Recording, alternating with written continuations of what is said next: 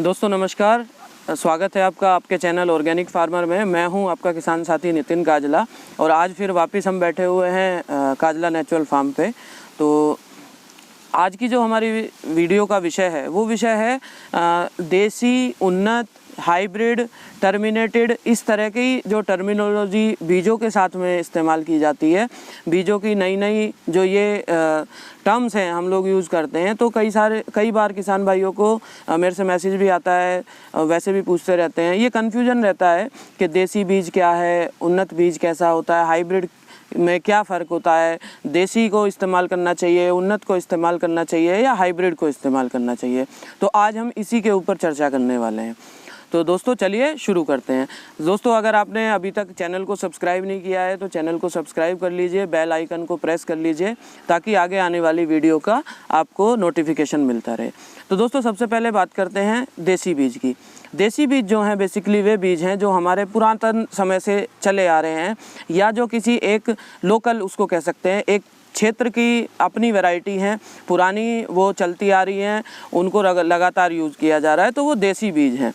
इसके बाद फिर अगर बात करें तो उन्नत बीज की, तो होता क्या है, जो हमारे वैज्ञानिक साथी हैं वो जो ये देसी वैरायटीज़ होती हैं इन्हीं में से सिलेक्शन मेथड से, मतलब जैसे कोई खेत है, खेत में पूरा खेत बिछा हुआ, मतलब फसल खड़ी है और उसमें उन्होंने देखा कि 2, 4, 10, 20 पेड़ जो हैं वो ऐसे हैं कि जिन्होंने एक्स्ट्रा ऑर्डिनरी परफॉर्म किया है।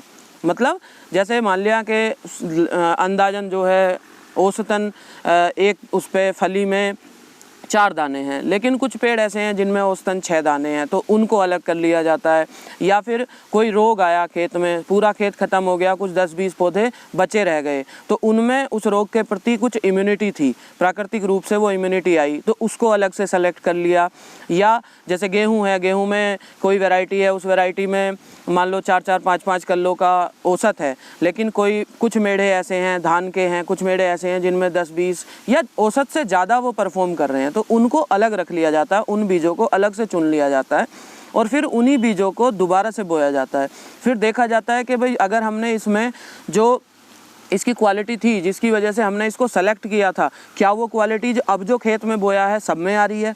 अगर सब में आती है तो उसको मेंटेन किया जाता है, नहीं आती तो फिर उस बीज को छोड़ दिया जाता है। वो एक ये मान के चलिए कि जो वहाँ पे खेत की जो स्थिति थी, वहाँ पे खाद ज़्यादा डल गया या पानी अच्छे से आ गया, वो उसकी वजह से था, वो बीज का उसमें वो नहीं आया, उन्नत नहीं हुआ।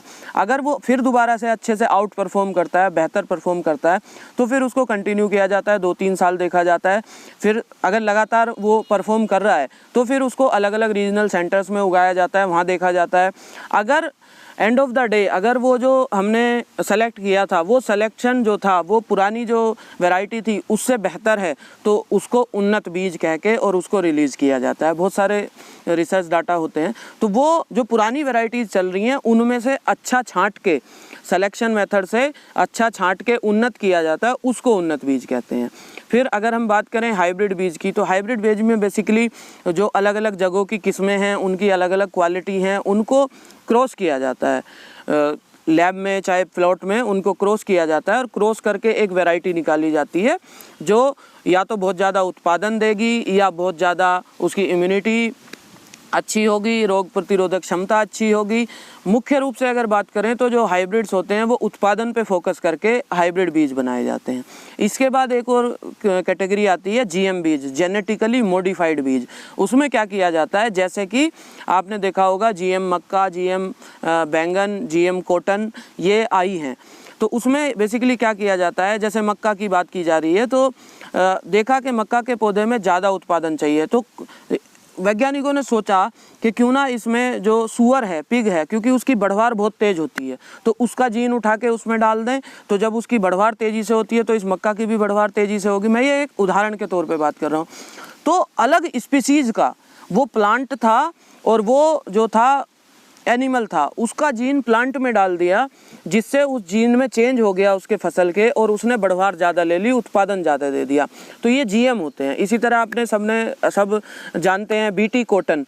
तो बीटी जो है वो एक जीवाणु है जो कीड़े को मारता है। हम लोग जैविक खेती करते हुए बैसिलस थ्रंजियस बीटी को स्प्रे में यूज़ करने का रिकमेंड करते हैं। जब हमसे सारे हमारे जो फॉर्मूले हैं वो फेल हो जाते हैं तो बीटी का प्रयोग करना पड़ता है। लेकिन वो बीटी उसकी स्किन पे लगा, स्किन पे लग के कीड़ा मर गया और मानव स्वास्थ्य को कोई नुकसान नहीं हुआ।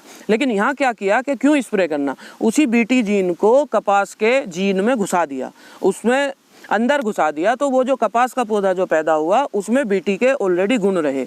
मतलब किसी कीड़े ने अगर उसकी पत्ती को खाया तो उसको बीटी का जहर मिल गया उसमें, उसके साथ में। तो ये होती है हमारी जीएम फसलें, जो अभी तक के रिसर्च डाटा के अनुसार खतरनाक है मानव स्वास्थ्य के लिए। तो जीएम हो गया। इसके बाद एक टर्मिनेटर भी होता है, इसी तरह उसमें भी अलग अलग गुण लेके जाए जाते हैं। बेसिकली टर्मिनेटर जो टर्म यूज करी जाती है वो ये होती है कि वो बाद में उगता नहीं है, उगता बाद में हाइब्रिड भी नहीं है।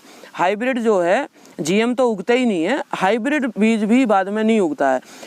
अगर उगता भी है तो वो जो उसकी पुरानी 2 किस्में थी जिनका मैच किया गया, 2-3 किस्में, उनमें से कोई से का कैरेक्टर ले जाता है। तो जो चीज़ के लिए वो हाइब्रिड बनाया गया था वो कैरेक्टर उसमें नहीं आ पाते हैं। तो अगर किसान को अपना बीज बनाना है तो अपना बीज बनाने के लिए या तो देसी या उन्नत, इन 2 किस्मों पे फोकस करना पड़ेगा। और आज की डेट में हमारे वैज्ञानिक साथियों ने बहुत सारा रिसर्च किया है, बहुत अच्छी उन्नत किस्में हमारे देश में प्रचलित हैं, अच्छा उत्पादन उनमें मिल रहा है। देसी और उन्नत का एक और सबसे बड़ा फ़ायदा है दोस्तों, जो स्वाद हमारा पुरातन था, जो देसी लौकी का स्वाद था, देसी गिलकी का स्वाद था, वो स्वाद आज भी उन उन्नत किस्मों में बरकरार है। जबकि ज़्यादा उत्पादन लेने के लिए अलग अलग जगहों की किस्मों के जो क्रॉस किए गए उसमें हमें सबसे ज़्यादा जो नुकसान हुआ वो स्वाद का नुकसान हुआ। हम चूँकि जैविक किसान स्वाद के ऊपर हमारे किसान जो उपभोक्ता हैं उनको डील करते हैं, उनको मोटिवेट करते हैं, तो एक डिफरेंशिएट जो मेजर डिफरेंस है वो पैदा कर देता है स्वाद। तो मैं उत्पादन के लिए जा रहे मेरे किसान साथियों से ये नहीं कहूँगा कि आप केवल देसी ही उगाओ। आप देसी की जो अच्छी उन्नत किस्में हैं, अच्छे अच्छे उत्पादन उनके भी आ रहे हैं। जब आप रिसर्च डाटा खंगालेंगे तो उत्पादन भी अच्छे आ रहे हैं, जैसे कि सरसों है, गेहूँ है और दालें हैं, इनमें वैरायटीज़ के उत्पादन अच्छे हैं। गन्ना है, गन्ने में भी अभी उन्नत किस्में ही हैं। हाइब्रिड की बात चल रही है, उसकी जीएम गन्ने की बात चल रही है, जिसमें गन्ने के अंदर ही जीन डाल दिया जाएगा जिससे कीड़ा ना आए। मक्का की पे काम चल रहा है, आप लोग तैयार हो जाइए जीएम मक्का पे, जिसके अंदर ग्लाइफोसेट से लड़ने की क्षमता डाल दी जाएगी, जिससे अगर आप जो ग्लाइफोसेट जो केमिकल है जो सब कुछ ख़त्म कर देता है वो अगर स्प्रे करेंगे तो वो मक्का नहीं मरेगी और घास सारा मर जाएगा। तो ऐसी ऐसी टेक्नोलॉजीज चल रही हैं। बहुत सारे आंदोलन हुए हैं हमारे देश में जीएम फसलों के खिलाफ। तो इस वीडियो को बनाने का मकसद यही है कि हम लोग समझ जाएं कि देसी क्या है, उन्नत क्या है, हाइब्रिड क्या है, जीएम क्या है। तो उन्नत किस्मों पे हमें फोकस करना है जैविक खेती करते हुए। और आप अगर हाइब्रिड बीज करना भी चाहते हैं तो सबसे पहले ज़रूरी है कि आप अपने कार्बन को मेंटेन करें। मैं आपको नहीं रिकमेंड कर रहा कि आप हाइब्रिड पे जाओ, लेकिन अगर आपका कार्बन 1%, 1.25% तक आ गया है तो आप हाइब्रिड पे जा सकते हो और हाइब्रिड भी आपको अच्छा उत्पादन दे सकता है। लेकिन अगर आपका कार्बन 50%, 60% या उससे और नीचे है तो मैं आपको रिकमेंड करूँगा कि आप उन्नत बीजों पर ही जाओ, उन्नत बीजों पर फोकस करो, अच्छी उत्पादन आती है। मैं धान के उन्नत बीज बोता हूँ, जैसे पूसा बासमती 1, पूसा बासमती 6, पूसा बासमती 11-21, सब ये उन्नत बीज हैं, बहुत अच्छा करते हैं। उसी में अगर कोई हाइब्रिड जैसे कोई टाटा की वैरायटी है या कोई और वैरायटी है तो वो उतना अच्छा परफॉर्म नहीं कर पाएंगे ऑर्गेनिक खेती में। प्लस हम स्वाद पे जीते हैं, हम अपने ग्राहक को स्वाद देते हैं, तो देसी उन्नत वैरायटीज़ में बहुत अच्छा स्वाद आता है। तो उन्नत बीजों पे हमें फोकस करना है साथियों। मैं आशा करता हूँ ये वीडियो आपको अच्छी लगी होगी। इसके अलावा भी इन्हीं 3-4 कैटेगरीज़ पे आपके कोई भी सवाल हैं तो कमेंट ज़रूर करिए। वीडियो अच्छी लगे तो शेयर करिए और दूसरे किसान साथियों तक भी ये पहुँचाए, ताकि ये एक भ्रम जो है वो ख़त्म हो।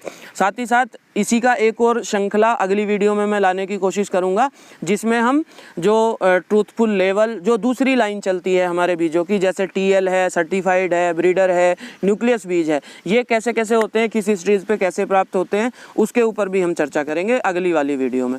तो ठीक है साथियों, आज के लिए इतना ही काफ़ी। जल्दी मिलते हैं अगली वीडियो में। लाइक करते रहिए, शेयर करते रहिए, और अगर अब आपने चैनल को सब्सक्राइब नहीं किया है तो सब्सक्राइब करके रखिए। जल्दी मिलते हैं अगले वीडियो में। बहुत बहुत धन्यवाद।